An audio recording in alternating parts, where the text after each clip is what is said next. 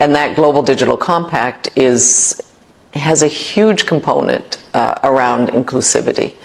And I think if you could just talk a little bit about why this is important, also in the context of what you were just saying, including the young populations, especially of Africa, right, in this new digital world, and how that is also linked to trust, because they need to trust that the system is with them.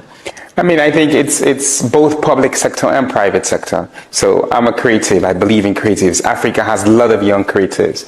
Why should the big tech companies, for which African young people, YouTube, we contribute, we create content, but then your country is not eligible to make money from it? Why? Somebody, the head of Google, the head of YouTube, should just say, everybody, you can make money because we can create content.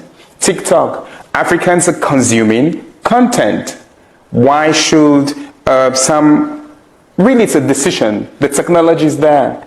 There's no reason why we should be saying, only a few countries are eligible. If you go to Africa, many of the African countries are not eligible for monetization of these global digital solutions for which we contribute. That's unjust, actually. So if we speak about the Global Digital Compact, there's a responsibility of private sector, there's a responsibility of these states to say, close your eyes, every country in Africa should be eligible to monetize. What will happen? What will go wrong? Nothing. It's just, we spoke about colonialism.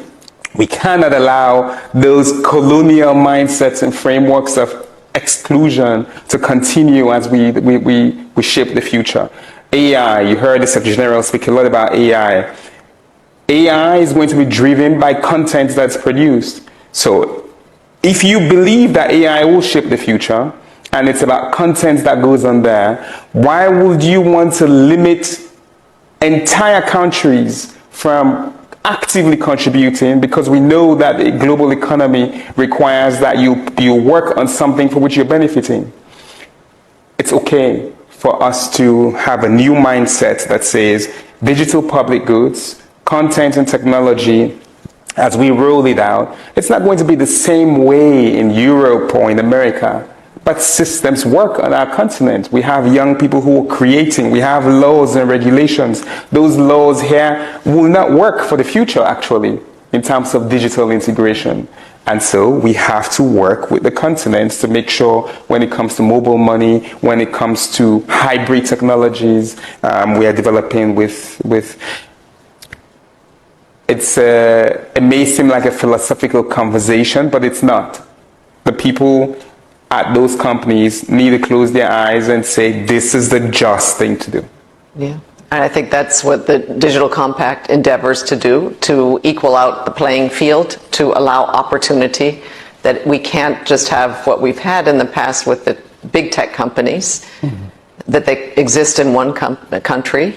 They're used and abused all over the world. And I want to get into that a little bit too. Former